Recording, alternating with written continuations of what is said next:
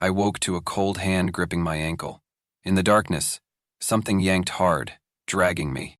Halfway off the bed before I could scream, a raspy voice whispered from the shadows, "It's not your bed anymore." I sat on the edge of my couch, staring at the box like it might lunge at me. It wasn't just curiosity that kept me from throwing it out. It was something deeper, something I couldn't name. Against my better judgment, I flipped the lid open. The pieces were still inside, unnervingly intricate, each one carved with unsettling faces and symbols that seemed to shift when I wasn't looking. I told myself I'd just look at it. That's all. But my hands moved on their own, arranging the board and setting the pieces into place. The faint glow started immediately, pulsing like a heartbeat. A strange hum filled the room, low and vibrating through the floorboards. The wheel spun before I touched it, the thin needle rattling against the surface like bone scraping. Wood. It slowed and landed with a jarring click on the words, "Your worst fear awaits." My breath hitched. The lights flickered, and the temperature in the room plummeted.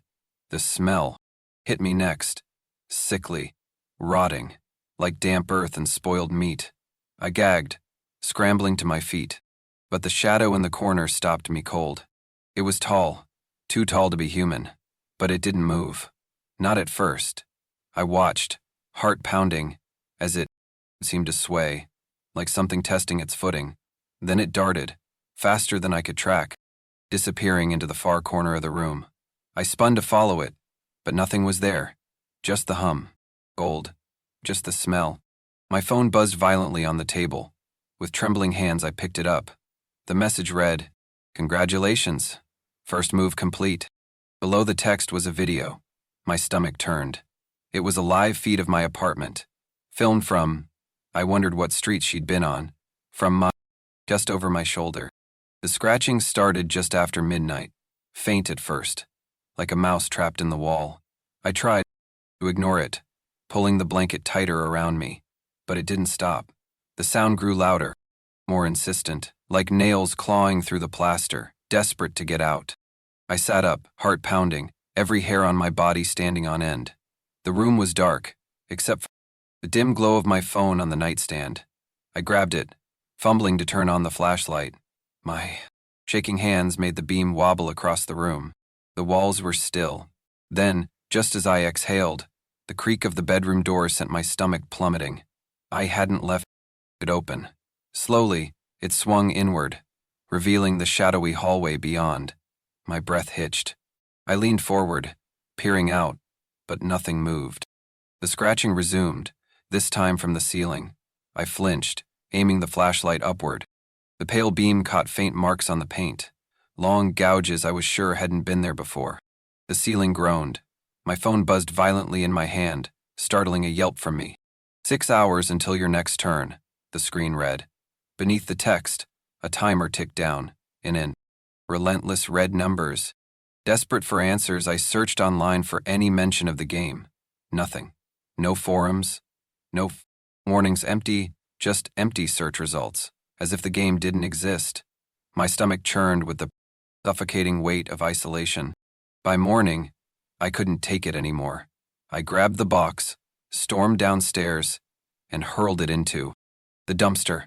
The lid slammed shut with a satisfying clang.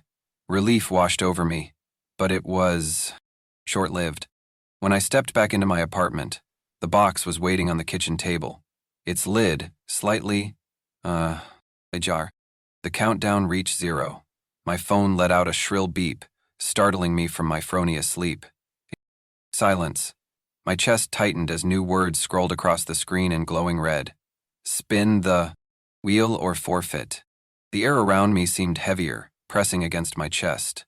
The box on the table quivered, the wheel spinning as if moved by unseen hands. I didn't dare resist. With trembling fingers, I reached for the wheel, and the faint hum that had been vibrating through the room grew louder.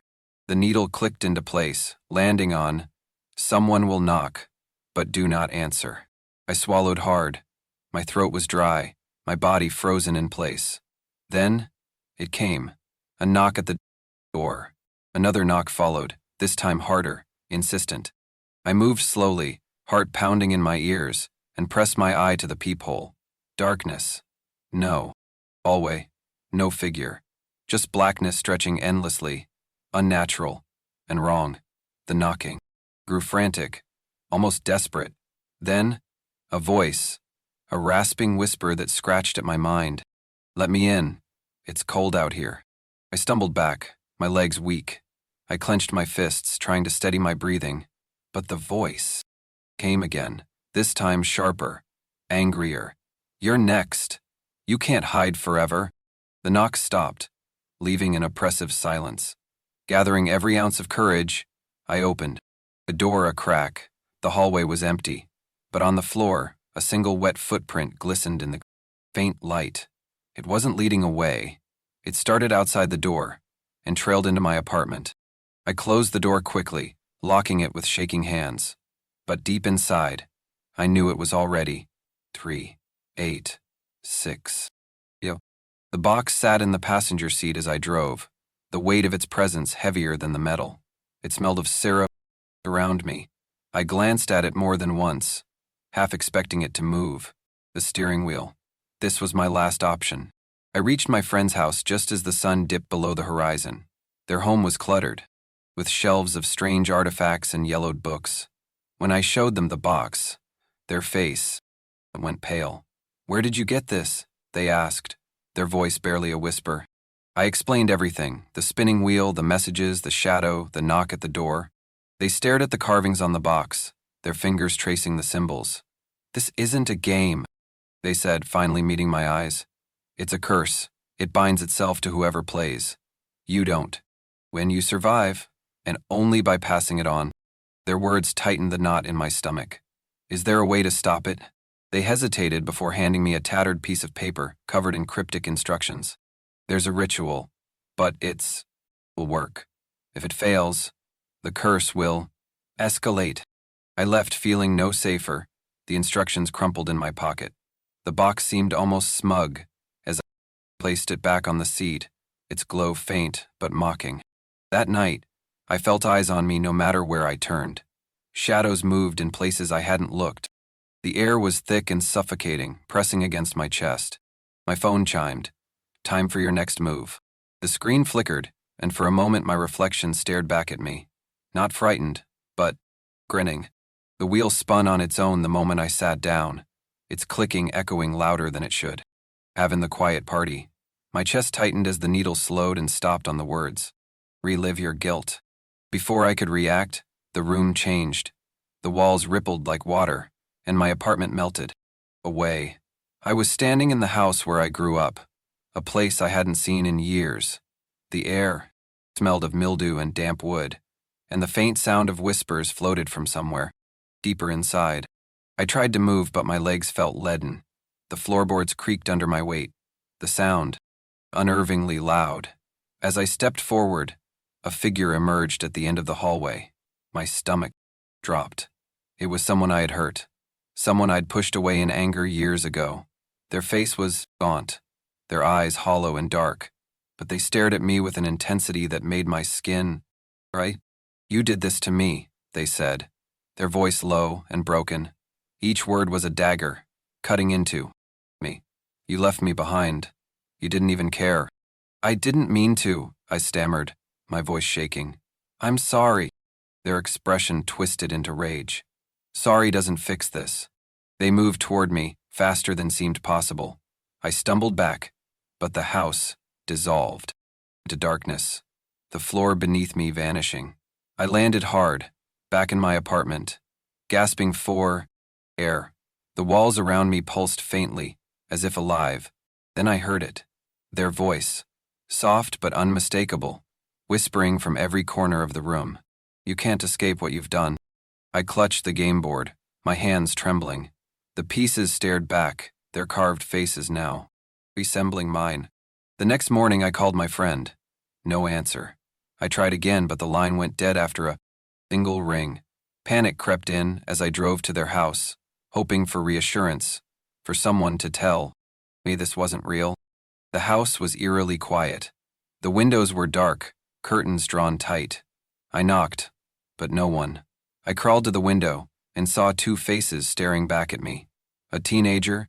An anchored answered. A sense of wrongness seeped through the air. Peeking inside, I froze. The furniture was gone, the walls stripped bare. Dust covered the floor like no one had stepped inside for years. My stomach churned. How could they have vanished overnight? Back at my apartment, my phone buzzed violently. 3 hours until your next turn. I stared at the countdown, heart racing. The time was shortening, closing in on me. End of poem. This recording is. I tried to ignore the game, but as the hours passed, my walls began to bleed. Thick, dark rivulets oozed from the ceiling, leaving a metallic stench in the air. I scrubbed at the stains, desperate to. Grits moved. Let's go, I said. Erase them. But they spread faster, dripping onto the floor, pooling around my feet. I stumbled into the bathroom, gripping the sink for support. My reflection stared back, pale and trembling. Then it blinked. After I had. My chest tightened as the reflection smirked, tilting its head. Apartment. But no sound came from its mouth. The mirror shattered, shards scattering like teeth. I backed away, tripping over the game box. It sat there, humming faintly, its pieces glowing like embers. The timer flashed red. Move now, or pay the price. I fled into the street, desperate for the comfort of people, but no one met my eyes. They passed me without a glance, their faces distant, as if I had ceased to exist. I slammed the door shut behind me, heart racing, the world outside feeling more alien with every step. The apartment was no safer, but it was familiar, or so I thought. The game box sat in the middle of the room, lid open, its contents scattered like it had been waiting for me. This time, there was something new. At the bottom of the box lay a thin, leather-bound journal. My hands trembled as I picked it up. The cover smelled faintly of ash, its edges worn like it had passed through countless hands. Inside, the pages were filled with jagged, desperate handwriting. The first entries spoke of confusion, just like mine. The same spinning wheel, the same cryptic. This was the cavalry. Tasks. As I read on, the tone shifted. Panic. Despair. Madness. One page described visions of impossible things. Mirrors. The scent of rot lingering no matter where they went. Every entry ended with a warning. Never stop playing.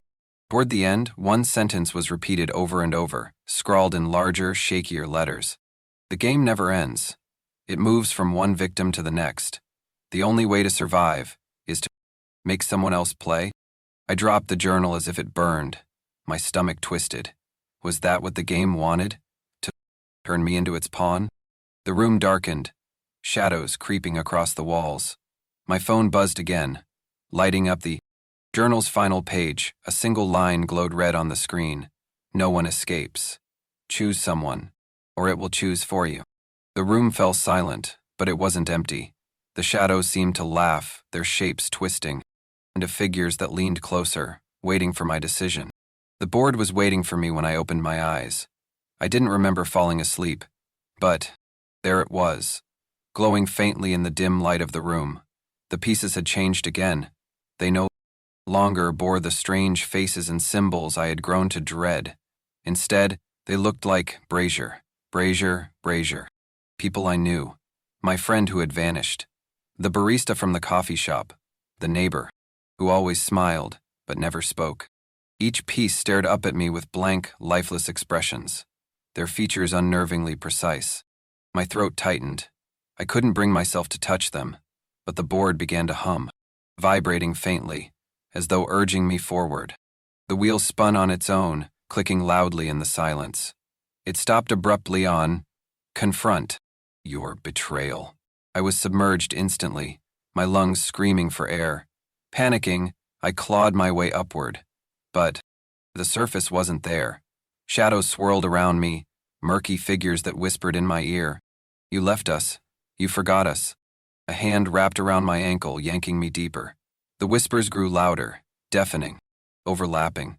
Faces pressed against mine, distorted and accusing, just as I felt the last of my air.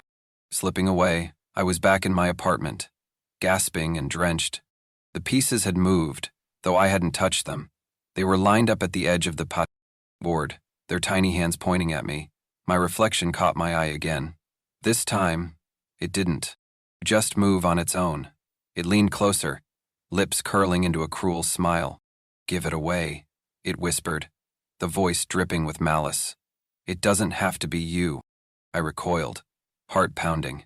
But deep down, I knew the reflection was right. The air in my apartment was thick, heavy with the smell of smoke and dampness. I had tried everything to destroy the box, setting it on fire, smashing it with a hammer, hurling it into the river. The glow from its carvings mocked me as I sank deeper into exhaustion. Sleep was a distant memory. My food had no taste, and my hands trembled constantly. Every creak of the floorboards made me flinch. Every dark corner seemed alive. My phone's countdown would reset at random intervals now, offering no reprieve. The timer always ended the same way, with the wheel demanding another move. When I returned home that day, I knew something was wrong. The door was unlocked, though I never left it that way. My heart raced as I stepped inside. The apartment was quiet, but the smell, hit me first. Earthy, metallic, like freshly dug dirt. Sitting at my kitchen table was a figure. Their body seemed human, but their face was obscured by shadow, no matter how the light hit them. They were playing the game, their fingers spinning, the wheel with deliberate slowness. The click of the wheel echoed like a death knell. "You're almost free," they said, their voice distorted, as if layered with static. "But freedom has a price." My legs felt rooted to the floor as the figure leaned forward. "Do you understand?" they asked, their head tilting unnaturally. I couldn't speak. My mouth was dry, and my heart hammered in my chest.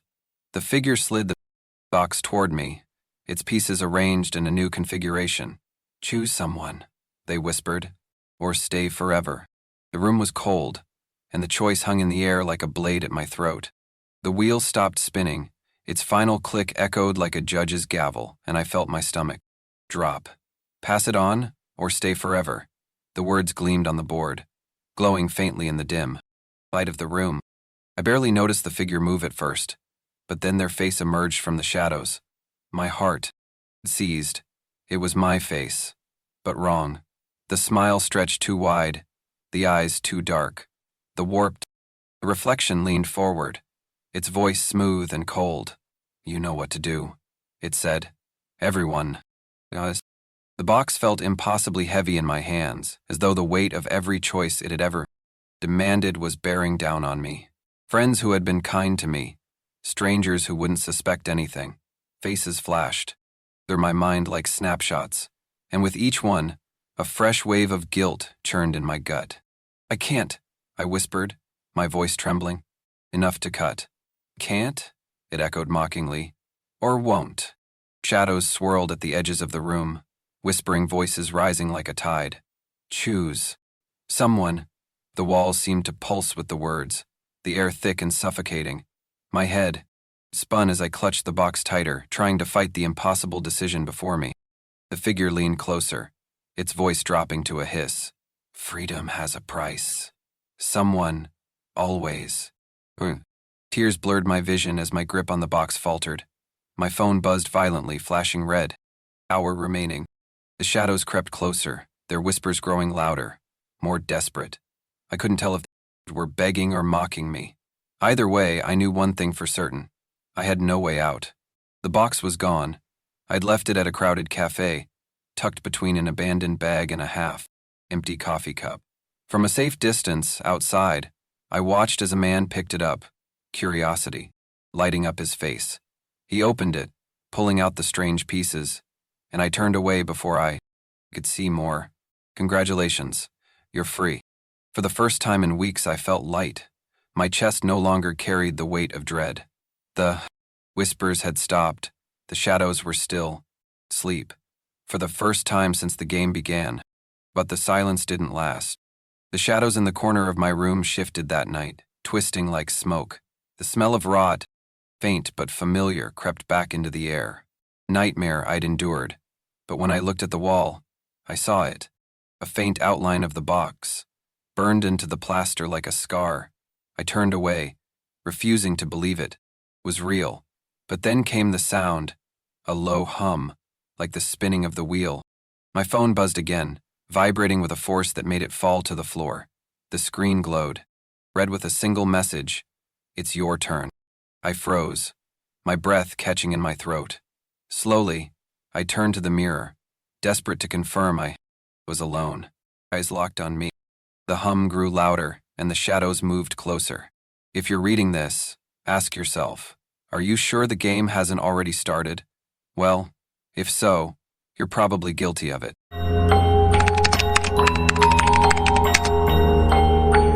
I woke up to a cold hand clamped over my mouth and the realization that I wasn't alone. In the room. The moment I tore my eyes away from the mirror, I felt it, like a pressure shifting in the air. Something had changed. My pulse hammered as I snatched up the notebook from the floor, flipping through its pages until my shaking fingers found the rule: do not break eye contact. For more than 3 seconds. I froze. 3 seconds? Had it been longer? My stomach dropped. Swallowing hard, I turned back to the mirror. My breath caught. I wasn't there. The reflection of my room stood empty. No flicker of movement. No sign of me. The chair I'd been sitting on, the candles, even the notebook. It was all there, but I wasn't. The air grew thick and still, the kind of silence that presses against your ears and fills your chest with dread. Anywhere in the room, it came from inside the mirror.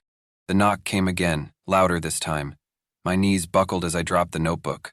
The rules spilled back into my mind, stark and unrelenting. Never stop. Finish the ritual, no matter what. I crouched to grab the book, my movements frantic. And when I stood again, I saw it, just for a moment. A pale, blurred shape passed across the surface of the mirror, too quick to focus on, like someone running just out of sight. My mouth went dry. I stepped back, almost tripping over the salt line marking the circle. My reflection didn't reappear. Instead, the mirror's surface shimmered, and faintly, almost imperceptibly, I thought I saw something watching me from the other side. Then it knocked again, harder. This time, the glass cracked. I extinguished the first candle with trembling fingers, the tiny flame hissing out in a puff of smoke. Almost immediately, the air turned colder, prickling my skin like icy needles. The silence deepened, thicker now, as if the room itself was holding its breath. Then came the knock. It was sharper this time, resonating through the floor beneath me. I flinched, heart hammering, but stayed frozen in place. If it wasn't confined to one direction, it was on the walls, above me, beneath me. It surrounded. The shadows in the corners began to stretch. I stared, unable to look away as they moved. It struck me unnaturally, pooling together like liquid ink, rippling without a source. The glow of the remaining candles flickered violently, and for a split second, I swore I saw a hand, longitude, skeletal crawl out of the darkness before retreating. My phone vibrated suddenly, its buzz deafening in the oppressive silence. I grabbed it with shaking hands, desperate for some grounding normalcy. A single message lit up the screen. You shouldn't have started. My breath hitched. The sender was an unknown number, but something about it felt intimate. The rules had said nothing about this, no mention of warnings or messages or someone watching. Was this another trick of the ritual, or something worse?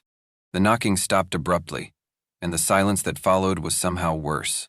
It was oppressive, pressing against my chest until it felt hard to breathe. Then, faintly, from somewhere, deep in the room, I heard a whisper. No words, just a sound, like breath passing through teeth. I clutched the notebook tighter, my eyes darting to the next step, but I couldn't shake the feeling that something was now inside the room with me, waiting, just out of sight. The smell hit me first, a thick metallic tang, sharp and wet, like rusted iron left to rot. It was so sudden and overpowering that I gagged, covering my nose with one hand as my stomach turned. The rules hadn't mentioned anything about this. The second candle flickered violently, its tiny flame fighting against an invisible draft.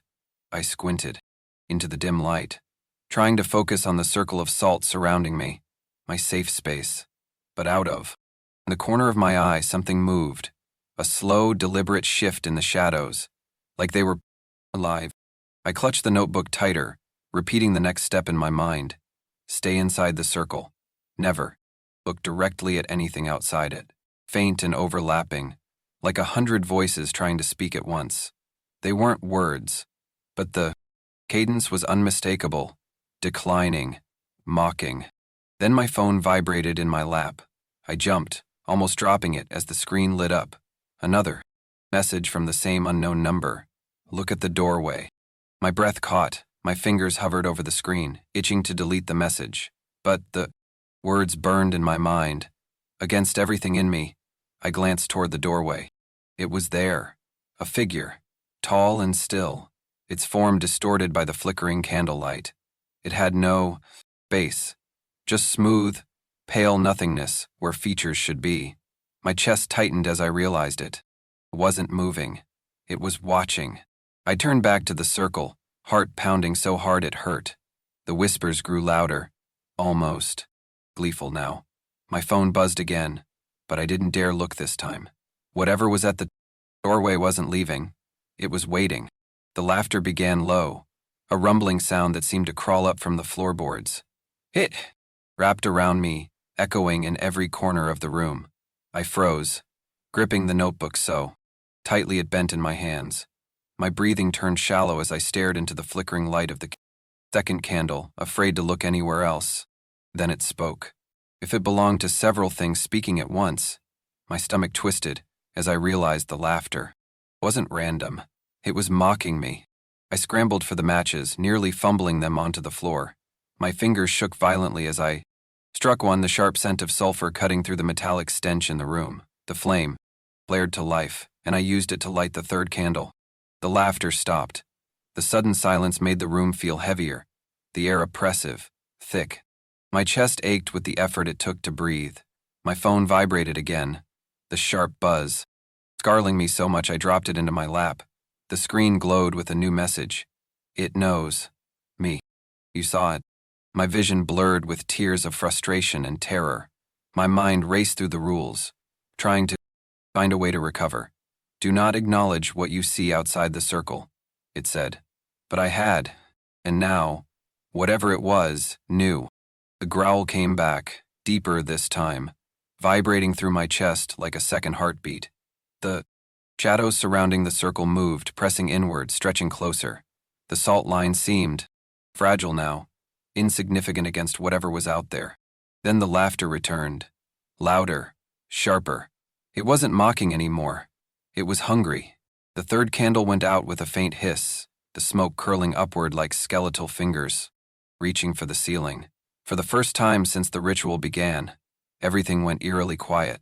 Laughter, no whispers, just silence, heavy and unnatural, pressing against my eardrums. I let out a shaky breath, clutching the notebook to my chest like a lifeline. The air around me grew dense, the faint metallic tang now overpowering, sour and bitter in the back of my throat. Looked at the mirror, expecting my reflection, or nothing at all. Instead, it was worse. The mirror wasn't empty anymore. It was showing something, but it wasn't me. It was my past. At first, the images were small and fragmented, blurry flashes of moments I barely remembered. Couch, saying words that cut deeper than I'd intended, words that had hurt someone I loved. I stumbled back, shaking my head. No, I whispered. That's not part of this. But the mirror didn't stop. It showed more choices I'd made, things I'd done, regrets I had, buried so deep I thought they'd disappeared. The reflection stared back at me now, its eyes accusing. It wasn't my face. Not exactly. It was twisted, distorted, a cruel mimicry of my worst myself. My hands trembled as I reached for the matches again, desperate to move to the next step, to make it stop. But the mirror's surface shimmered, and a faint voice whispered from it, low and venomous. You can't hide from this. The walls seemed to press closer, the circle of salt feeling impossibly small. My reflection didn't move. It didn't blink, but I felt its hatred, as if it were alive and watching. The whispers returned, louder and sharper, cutting through the oppressive silence like jagged glass. They came from every direction, overlapping and growing in intensity until they felt deafening, as though the walls themselves were speaking. My pulse pounded in my ears as I clutched the notebook, its corners digging into my palms. I tried to steady my voice, forcing the first syllables of the incantation out of my dry throat. Words sounded weak, trembling. The whispers rose in response, their overlapping cadence, mocking, as if they knew I was failing. At the doorway, the figure twitched. Its movements were jerky, unnatural, like it was being pulled forward by invisible strings. One step, another. Its faceless head tilted, jerking from side to side, as though listening, watching. My phone buzzed again. I didn't want to look, but I did. It wants you to stop. My stomach clenched. The words blurred in my vision as I read them over and over. The warning, sinking into my chest like a weight. But stopping wasn't an option. The notebook had made that clear. The figure stepped closer, crossing the threshold of the circle's protective line of salt. Caught. That wasn't supposed to happen. The rules didn't account for this. I dropped the phone and began the incantation again, louder this time, my voice shaking but determined. The whispers grew shrill, almost a scream, as though I'd struck a nerve. The figure froze, its head snapping to face me. Its featureless face somehow felt more terrifying than anything I could imagine. I choked out the next words of the incantation, forcing my voice above the chaos. Twitched violently, as if fighting unseen restraints. But it wasn't leaving. It was getting closer. The whispers stopped so suddenly it was jarring, like a door slamming shut in the middle of chaos. The silence left my ears ringing, and I gasped for air, my chest aching from the weight of the unseen pressure. To the room as well. The shadows pulled back, retreating to the corners of the room as though recoiling from an unseen force. For the first time in what felt like hours, the air shifted. It was subtle, but I could breathe again. The metallic stench faded, replaced by something faintly floral, almost sweet. My body slumped, trembling with exhaustion, and the faintest flicker of relief. Incantation had worked. I glanced at the mirror, daring to hope. My reflection was there again, staring back at me, tired, but intact. It blinked when I blinked. It moved when I moved. I let out a shaky laugh, half a sob, as the tension in my chest loosened. For the first time, I thought I might survive this. Then the mirror cracked. It wasn't loud, just a faint snap, but it sent a chill racing down my spine.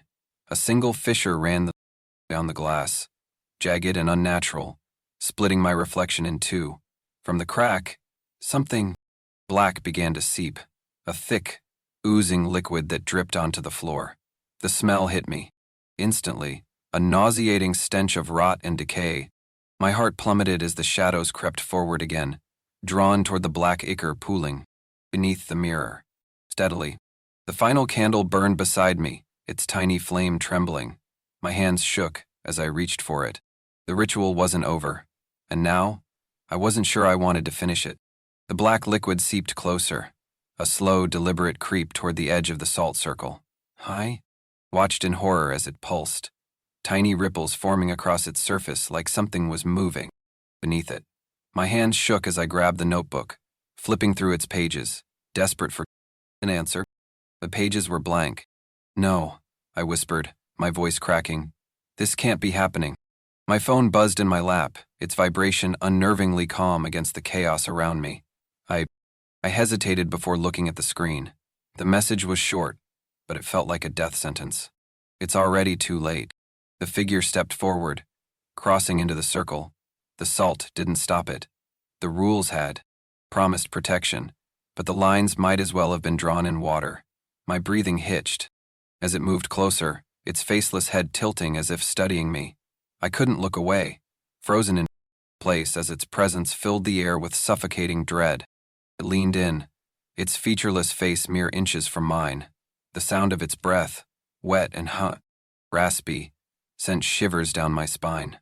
Heard before, but in a single, clear voice. My name.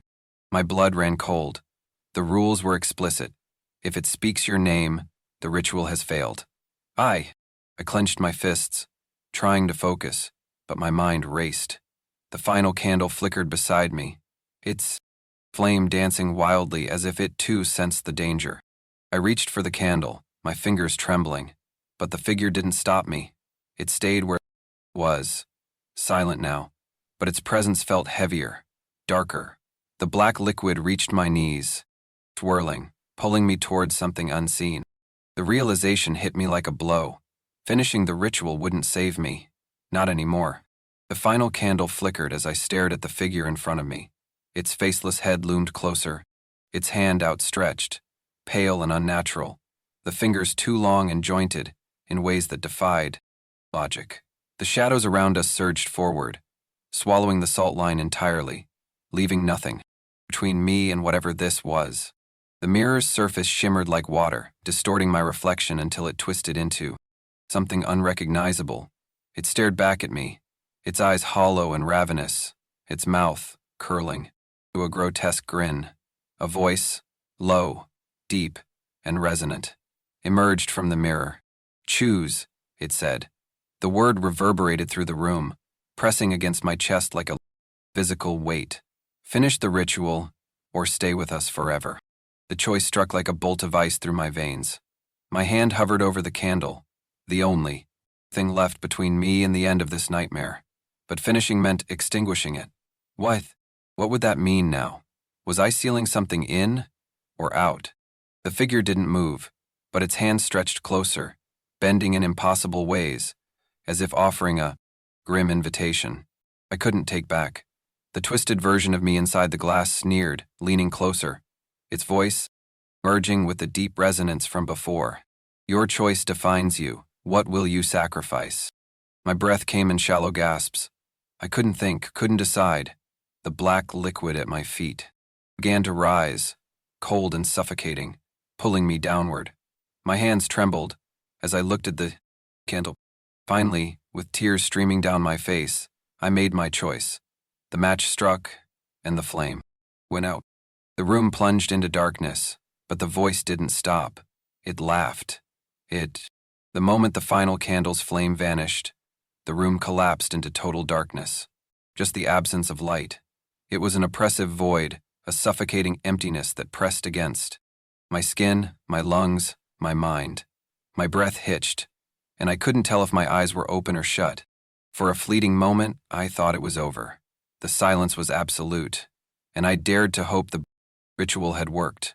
Then I felt it, a sensation of falling, though I hadn't moved. The air rushed past me, icy and weightless, as though I was being dragged through endless space. Light flickered, weak and sputtering, like a dying bulb in a decrepit room. My feet hit solid ground, but the space around me wasn't my apartment anymore. The walls were the same shape, but warped, decayed, covered in cracks that oozed black ichor. The familiar smell of metal and rot returned, stronger now, clinging to every breath. The mirror stood before me, pristine and whole. My reflection stared back, but it wasn't right. It blinked before I did, its movements subtle but wrong, off by a beat, like it was a second ahead of me. I stepped back instinctively, and the reflection tilted its head, mirroring the motion but twisting it, further bending in ways I couldn't. My reflection placed its hand against the glass. I froze as I realized I wasn't looking at a reflection at all. I was on the other side. I touched the glass with trembling fingers, and they met resistance. My reflection, no, the thing, leaned closer, its grin widening unnaturally. "Your turn," it whispered, its voice echoing in my mind. Behind it, shadows began to gather, and I felt the weight of something watching, something I couldn't escape. I pounded on the mirror, my fist striking the cold, unyielding glass. No sound came, not from the mirror. Apartment, holding my phone in its pale, unnatural hands, its face twisted and rippled until it became mine. But its eyes, those empty black voids, never changed. The phone buzzed in its hand. I watched as it looked down, smiled my smile, and typed something. A moment later, my phone buzzed in my pocket. My heart sank. I fumbled for it, my fingers shaking as I pulled it out. The screen glowed with a message. "It's your turn." Now. No! I screamed, but the sound didn't leave my lips. The reflection mimicked me, its mouth open in silent mockery. The room around it seemed normal. My bookshelves, my chair even, the final extinguished candle. All were intact, untouched. It was my world, and I was locked. Out. The space behind me rippled with a low hum. I turned slowly, and the darkness around me shifted, cocked at unnatural angles. The whispers returned, louder now, deafening, and they weren't coming from the shadows. They were inside my mind, gnawing at my thoughts, unraveling them. The glass of the mirror shimmered, and the reflection leaned closer, pressing its hand against the surface. I pressed mine back, desperate, hoping for something, anything, but all I felt was ice. The reflection grinned, its teeth sharp, predatory. Behind me, the shadows drew closer, cold, hands brushing my shoulders. The last thing I saw before the glass faded to black was my reflection stepping away, into my life, shutting me out. If you dare, share this story. But remember, every retelling invites it closer to you. Are you sure? You're alone as you finish reading this. Or is something watching from the corner of your eye? Don't let